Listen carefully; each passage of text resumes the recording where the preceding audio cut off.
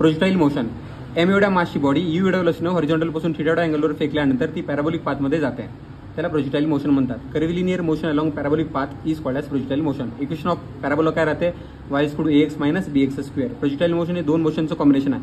Horizontal motion जे horizontal component of velocity म्हणजे ux = u cos θ मुळे होते, तर व्हर्टिकल मोशन जे व्हर्टिकल कंपोनंट ऑफ व्हेलॉसिटी म्हणजे uy = u sin θ मुळे होते. हॉरिझॉन्टल मोशन कॉन्स्टंट व्हेलॉसिटी वाली राहते म्हणून v = s/t यूज करतात. तर व्हर्टिकल मोशन ही मोशन अंडर ग्रॅव्हिटी सारखी राहते किंवा मोशन अंडर ग्रॅव्हिटीच राहते म्हणून त्याच्यामध्ये v = u + at, s = ut + ½ आणि v ² = u² + 2as यूज करतात. हमेशा हॉरिझॉन्टल कंपोनंट ऑफ व्हेलॉसिटी नेहमी काय राहते, कॉन्स्टंट. तर vertical component of velocity change होत जाते आणि टॉपला काय होऊन जाते, 0. तर आपण प्रत्येक पॉइंटला व्हेलॉसिटी काढूया. इनिशियल व्हेलॉसिटी म्हणजे लॉन्चिंग व्हेलॉसिटी काय राहते, ux i cap plus uy j cap. कोणत्या इन्स्टंटला व्हेलॉसिटी काय राहते, ux i cap plus vy i j cap. vy i कसं काढायचं, uy minus gt i 1D मध्ये सांगितलं होतं. टॉपला व्हेलॉसिटी कशी काढायची, just ux i cap plus 0 j cap. Vertical velocity नसते इथं. तर फायनल व्हेलॉसिटी म्हणजे लँडिंग व्हेलॉसिटी कशी काढायची, ux i cap minus uy j cap.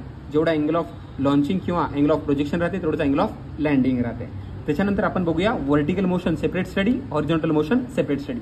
Vertical मोशनच्या मध्ये वरती जायला किती वेळ लागते, टाइम ऑफ असेंट ते राहते uy/g. पहिल्या कायनॅमॅटिक इक्वेशनच्या यूजमुळे काय येते, uy/g. तर खाली यायला तेवढाच वेळ लागते म्हणून time of ascent plus time of descent येते time of flight. Time of flight = time of ascent plus time of descent. दोन्ही सेम असतात म्हणून 2 times time of ascent = 2 uy/g = 2 u sin θ/g.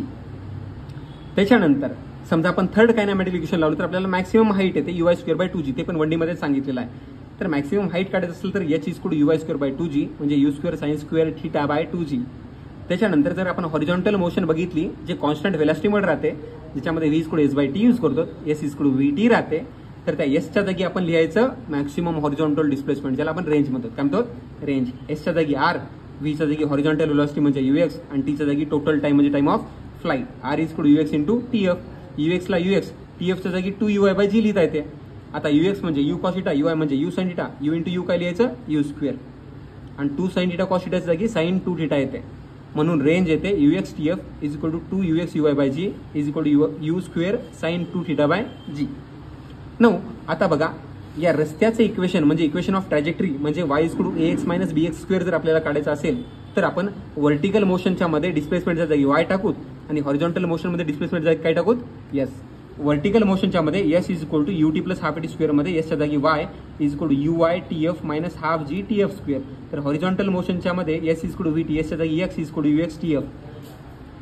दोन इक्वेशन्स बनलेत, y चं separate, x चं separate. आपल्याला एकच इक्वेशन बनवायचं आहे म्हणून x च्या इक्वेशन मधून tf ची व्हॅल्यू जर y मध्ये टाकून दिली तर इक्वेशन बनतं y = uy/ux × x - g/2ux² × x².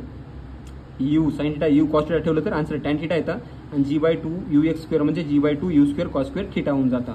काही हिंट्स आहेत बघा. टाइम ऑफ फ्लाइट मध्ये sin θ आहे, θ 90 असलं तर टाइम ऑफ फ्लाइट मॅक्सिमम येते. मॅक्सिमम हाईटच्या मध्ये sin θ आहे तर θ 90 असलं तर मॅक्सिमम हाईट मॅक्सिमम येते. आणि रेंज मध्ये sin 2 θ आहे, 2 θ 90 असलं तर रेंज मॅक्सिमम येते म्हणजे θ किती पाहिजे, 45. तर रेंज काय ते मॅक्सिमम. दुसरी हिंट काय, जर आपण r = 2 ux uy/g घेतलं आणि h = uy²/2g घेतलं आणि दोघांचं डिव्हिजन जर केलं तर काय होते, r/h येते 4 cot θ. आणि सगळ्यात महत्त्वाची गोष्ट, जर आपण एकच बॉडी दोन वेळेस जर फेकली, पहिल्यांदा अँगल θ1 होतं आणि दुसऱ्यांदा अँगल θ2 होतं आणि θ1 θ2 चे अँगल ऍडिशन जर 90 असेल सेम स्पीडसाठी तर पहिल्या वेळेसचा रेंज आणि दुसऱ्या वेळेसचा रेंजचा रेशो येते 1. पहिल्या वेळेसचा टाइम ऑफ फ्लाइट दुसऱ्या वेळेसचा टाइम ऑफ फ्लाइटचा रेशो येते tan θ1. पहिल्या वेळेसची मॅक्सिमम हाईट आणि दुसऱ्या वेळेसची मॅक्सिमम हाईटचा रेशो येते tan² θ1. ओके.